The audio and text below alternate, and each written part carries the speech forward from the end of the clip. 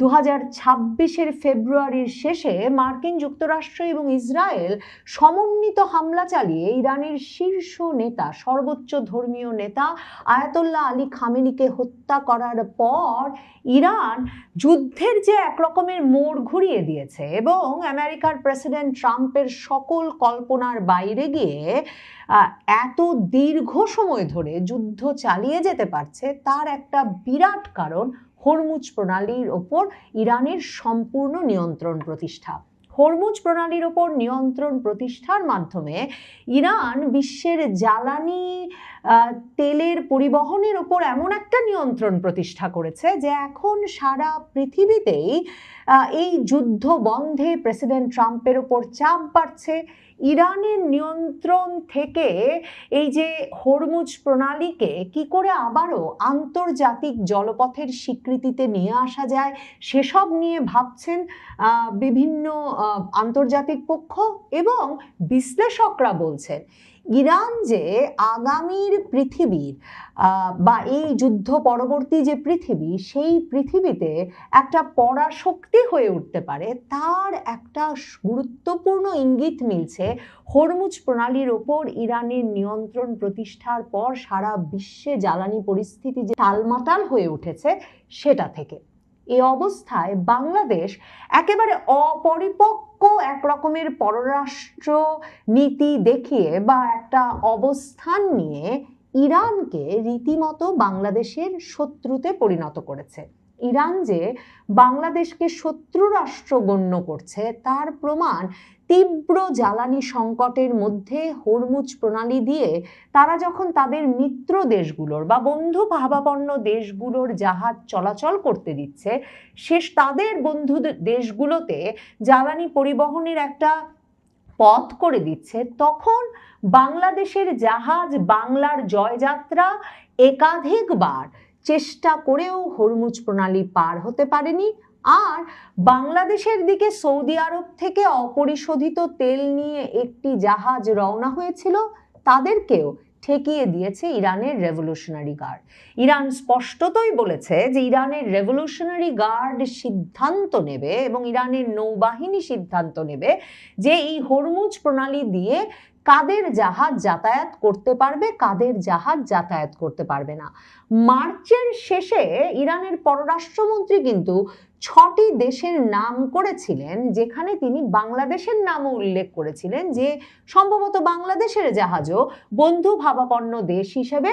এই হরমুজ প্রণালী দিয়ে পার হতে পারবে। ইরানের পররাষ্ট্রমন্ত্রী আব্বাস আরাগচি ইরানের রাষ্ট্রীয় টেলিভিশনে দেওয়া এক সাক্ষাৎকারে বলেছিলেন যে হরমুজ প্রণালী ইরান সম্পূর্ণত বন্ধ করে দিয়েছে এটা ঠিক নয়। যেমন ভাবে তারা বন্ধু ভাবাপন্ন দেশ চীন, পাকিস্তান, ভারত, ইরাক,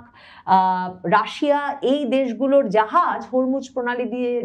যাওয়া আসা করার সুযোগ দিচ্ছে, তেমনি পররাষ্ট্রমন্ত্রী ইরানের বলেছিলেন যে তিনি বিশ্বাস করেন যে সম্ভবত বন্ধু ভাবাপন্ন দেশ বাংলাদেশও এ তালিকায় আছে। এসব দেশ আমাদের সঙ্গে সমন্বয় করেছে, যুদ্ধের পরেও এ সহযোগিতা অব্যাহত থাকবে। ইরানের পররাষ্ট্রমন্ত্রী আব্বাস আরাগচি তখন বোধহয় লক্ষ্য করেন নাই যে তাদের দীর্ঘ বহু দশকের বন্ধু দেশ বাংলাদেশ কি প্রতিক্রিয়া দেখিয়েছে ইরানে মার্কিন যুক্তরাষ্ট্রের হামলার পর, এবং সেই প্রতিক্রিয়ার বিষয়টি মাথায় রেখে যে শেষ পর্যন্ত ইরানের রেভলিউশনারি গার্ড কিংবা ইরানের নৌবাহিনী বাংলাদেশকে শত্রু দেশ হিসেবে চিহ্নিত করবে এবং কিছুতেই বাংলাদেশে জ্বালানি পরিবহনকারী কোনো নৌযানকে হরমুজ প্রণালী পার হতে দেবে না, সে তথ্য সম্ভবত তখন ইরানের পররাষ্ট্রমন্ত্রীর কাছেও ছিল না। আর বাংলাদেশের পররাষ্ট্রমন্ত্রী খলিলুর রহমান কিংবা বাংলাদেশ সরকার ভাবছিল যে বরাবরের বন্ধুত্বকে সম্মান দেখিয়ে ইরান বাংলাদেশের জাহাজটা পার হতে দেবে। কিন্তু ইরানে এত ভয়াবহভাবে একটা সকল আন্তর্জাতিক আইন লঙ্ঘনকারী হামলা যখন প্রেসিডেন্ট ট্রাম্প হঠাৎ করে রাতের অন্ধকারে চালিয়ে তাদের সর্বোচ্চ নেতা আয়াতোল্লাহ আলী খামেনিকে হত্যা করলো, তখন বাংলাদেশের পক্ষ থেকে সেই হামলা, সেই আগ্রাসনের নিন্দা না জানিয়ে বাংলাদেশের পররাষ্ট্র মন্ত্রণালয়ের তরফে যে বিবৃতি দেওয়া হয়েছিল সেখানে বলা হয়েছিল তারা আহ্বান জানায় ইরান যাতে সংযত আচরণ করে, রিস্ট্রেইন দেখায়, এবং ইরান যাতে এই যে মধ্যপ্রাচ্যে বিভিন্ন দেশে যে আগ্রাসনমূলক হামলা চালাচ্ছে সেই আগ্রাসনমূলক হামলা বন্ধ করে। এবং বাংলাদেশ তার সেই বিবৃতিতে তীব্র নিন্দা জানিয়েছিল মধ্যপ্রাচ্যের বিভিন্ন দেশে ইরান পরিচালিত হামলার। এই যে বাংলাদেশ তাদের সর্বোচ্চ ধর্মীয় নেতা আয়াতুল্লাহ আলী খামেনি সহ দেশটির বিভিন্ন শীর্ষ সরকারি কর্মকর্তাদেরকে যে হামলা চালিয়ে মার্কিন যুক্তরাষ্ট্র হত্যা করলো, তাতে কোনো শোক প্রকাশ করলো না বাংলাদেশ, এতে কোনো নিন্দা জ্ঞাপন করলো না বাংলাদেশ। মার্কিন যুক্তরাষ্ট্রের আন্তর্জাতিক আইন লঙ্ঘনের বিষয়ে বাংলাদেশ যে কোনো অবস্থান নিল না, বরং ইরান ওই হামলার প্রতি উত্তরে যেই হামলাগুলো পরিচালনা করলো মার্কিন যুক্তরাষ্ট্রের বিভিন্ন মিত্র দেশগুলোতে, মধ্যপ্রাচ্যে, দুবাইয়ে, কাতারে, সৌদি আরবে, সেই বিষয়গুলো নিয়ে নিন্দাবাদ জ্ঞাপন করলো।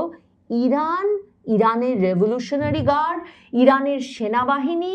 প্রতিরক্ষা বাহিনী সেই বিষয়টি ভোলেনি, এবং ভোলেনি বলেই বাংলাদেশের জাহাজগুলোকে বারবার আটকে দেওয়া হচ্ছে। মার্কিন যুক্তরাষ্ট্রকে খুশি রাখতেই যে ইরানের খামেনি মৃত্যুর পরেও শোক জানানোরও প্রয়োজন বোধ করে নাই বাংলাদেশ সরকার, সেটা বুঝতে অসুবিধা হওয়ার কথা না। এবং সেরকম একটা শোক বার্তা দেওয়ার পরপরই মার্কিন যুক্তরাষ্ট্রে ছুটে গিয়েছিলেন বাংলাদেশের পররাষ্ট্রমন্ত্রী খলিলুর রহমান, এবং তিনি মার্কিন যুক্তরাষ্ট্রকে বাংলাদেশকে জ্বালানি সহায়তা দেওয়ার আহ্বান জানিয়েছিলেন, এবং তিনি অনুরোধ জানিয়ে এসেছিলেন যে বাংলাদেশকে যেন রাশিয়া থেকে তেল সংগ্রহের অনুমোদন দেয় মার্কিন যুক্তরাষ্ট্র। এই অবস্থায় অবশেষে প্রায় 1 মাসেরও বেশি সময় ঘোরানোর পর মার্কিন যুক্তরাষ্ট্র এখন বাংলাদেশকে রাশিয়া থেকে তেল কেনার অনুমতি দিয়েছে। অন্যদিকে ভারত থেকেও বাংলাদেশ কিছু জ্বালানি সহায়তা পেয়েছে এরই মধ্যে। কিন্তু এখন যখন ইরান, রাশিয়া, ভারত, চীন মিলে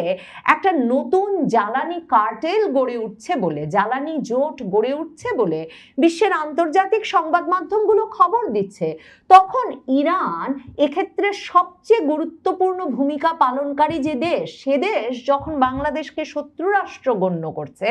বাংলাদেশকে শিক্ষা দিতে, বাংলাদেশের উপর প্রতিশোধ নিতে বাংলাদেশের জ্বালানি পরিবহনকারী জাহাজগুলো আটকে দিচ্ছে, তখন বলা মুশকিল ভারত, রাশিয়া সহ ওই জ্বালানি জোটের কার কাছ থেকে বাংলাদেশ এই জ্বালানি সংকটের সময় কতটুকু সহায়তা পাবে। ঢাকায় নিযুক্ত ইরানের রাষ্ট্রদূত জলিল রাহিমি জাহানাবাদী ইরান ইস্যুতে বাংলাদেশ সরকারের যে অবস্থান বা বিবৃতি, তাতে যে ইরান সন্তুষ্ট নয় সেটা একেবারে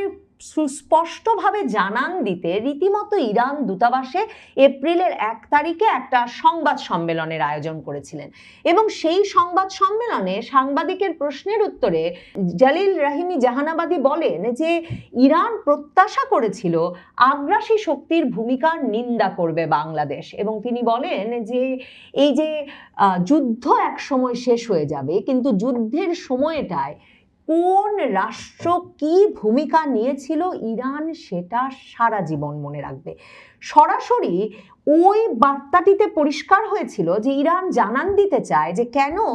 মার্চের শেষে তাদের পররাষ্ট্রমন্ত্রী এক দফা বাংলাদেশ ও বন্ধু রাষ্ট্র হিসেবে তাদের জাহাজ চলাচলের নিশ্চয়ই হরমুজ প্রণালীতে অনুমোদন পাবে বলার পর